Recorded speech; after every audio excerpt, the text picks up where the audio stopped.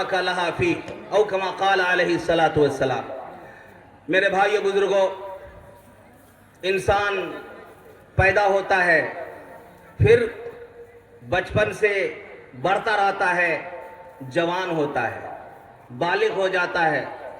بالغ ہونے کے بعد چاہے لڑکا ہو یا لڑکی ہو، ایک بھوک تو پیدائش کے دن ہی سے شروع ہو جاتی ہے، اور وہ پیٹ کی بھوک ہے، اس کو کھانا چاہیے، پیاس لگی ہے، پانی چاہیے۔ یہ تو پیدائش کے دن سے ہی یہ بھوک جڑی ہوئی ہے۔ لیکن ایک بھوک اور ہے، وہ بھوک ہے جسمانی بھوک۔ جب بچہ یا بچی بالغ ہو جائے، اگر حلال طریقہ نہ مل سکے تو پھر حرام طریقے سے اس بھوک کو مٹانے کے لیے بچے اور بچیاں پریشان ہو جاتے ہیں۔ یہ ذمہ داری بنتی ہے والدین کی، گارجن کی، کہ جب بچہ یا بچی بالغ ہو جائے تو اس بھوک کو حلال طریقے سے مٹانے کے لیے اس کا نکاح کیا جائے۔ نکاح کے تعلق سے ہمارے فاضل دوست حضرت مولانا مفتی اطہر صاحب قاسمی نے آپ کے سامنے کھل کر کے باتیں کی، آپ نے مغرب سے پہلے باتیں سنی۔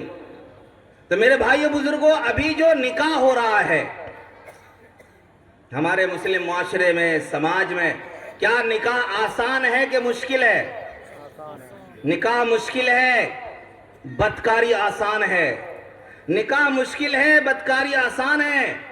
زناکاری آسان ہے، نکاح مشکل ہے۔ نکاح کرنے کے لیے اگر آدمی سوچتا ہے کہ حلال طریقے سے ہم اپنی زندگی گزاریں، تو پھر اسے سوچنا پڑتا ہے کہ اتنا پیسہ لائیں تو کہاں سے لائیں۔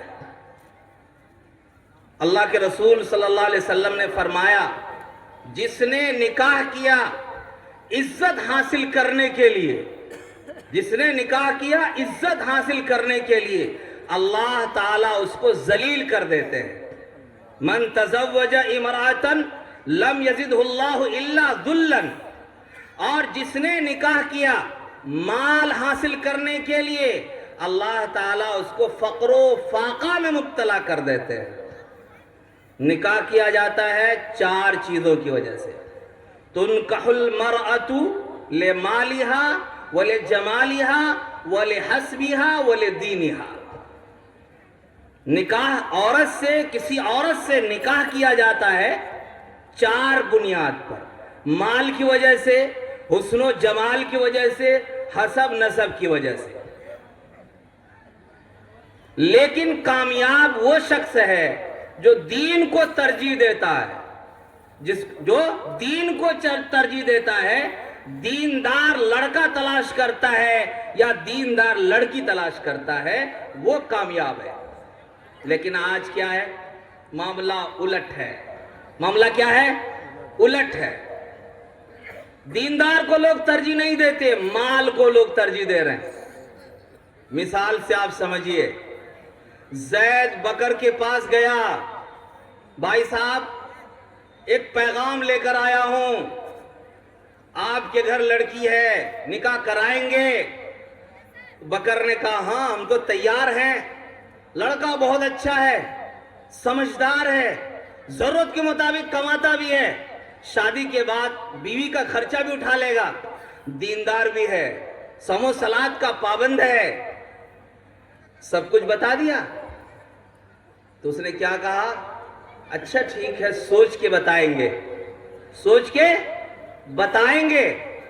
پھر وہی زید 2 مہینے 3 مہینے کے بعد بکر کے پاس آتا ہے، کہتا ہے کہ ایک نکاح کا پیغام لے کے آیا ہوں، ارادہ ہے، بتائیے۔ لڑکا بہت اچھا ہے، سرکاری نوکری ہے، اچھا کماتا ہے، گھر بھی اچھا ہے، سب کچھ اچھا ہے، ایک عیب ہے اس میں۔ کیا عیب ہے؟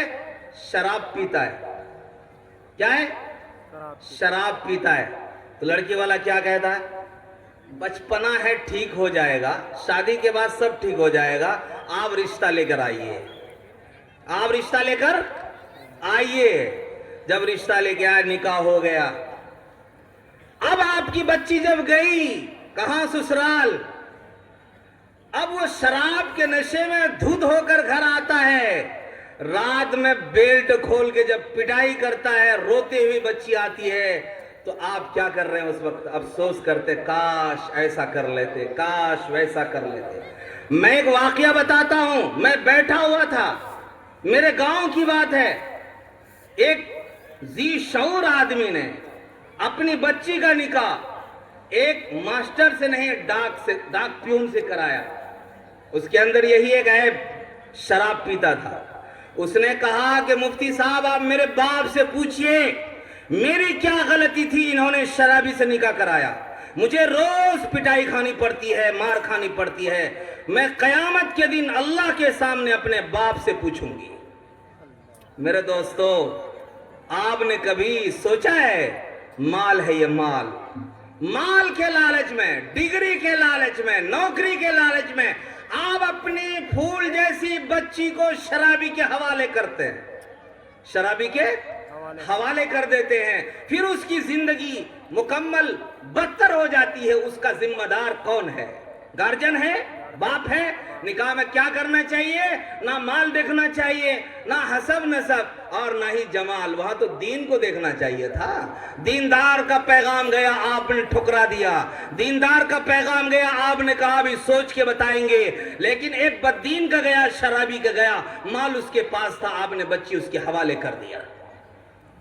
بات سمجھ میں آئی؟ میرے بھائیو بزرگوں، کیا معاشرہ سدھر جائے گا؟ کیا معاشرہ بدل جائے گا؟ علماء آئیں گے، مغرب سے لے کر کے 10:30 بجے رات تک علماء آپ کو سمجھائیں گے۔ اگر سماج میں لوگ بدلنا ہی نہ چاہے، اپنے آپ کو بدلنا ہی نہ چاہے، تو کیا سماج بدل جائے گا؟ معاشرہ بدل جائے گا؟ میرے بھائیو بزرگوں، اب دوسری طرف چلتے ہیں، اب دوسرے طرف چلتے ہیں۔ نکاح ہوگا، نکاح کے بعد کیا کریں گے؟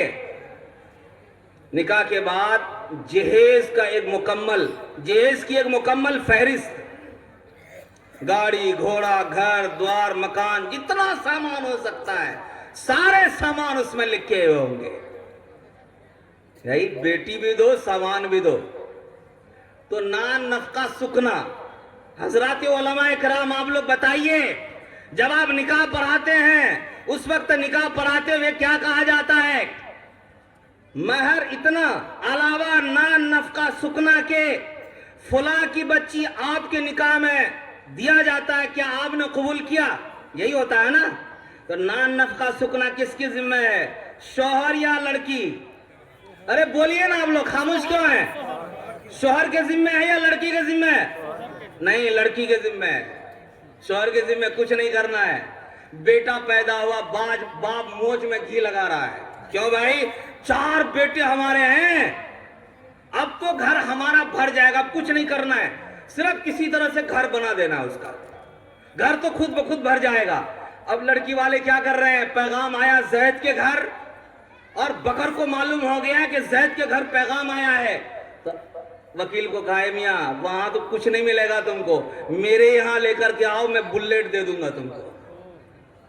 سمجھ رہے ہیں آپ؟ میں ہیرو ہونڈا نہیں دوں گا، بلیٹ دوں گا، ارے اس سے آگے اگر چاہو تو گاڑی بھی دے دوں گا، پیسے بھی دے دوں گا، سامان بھی دوں گا، میرے یہاں آ جاؤ۔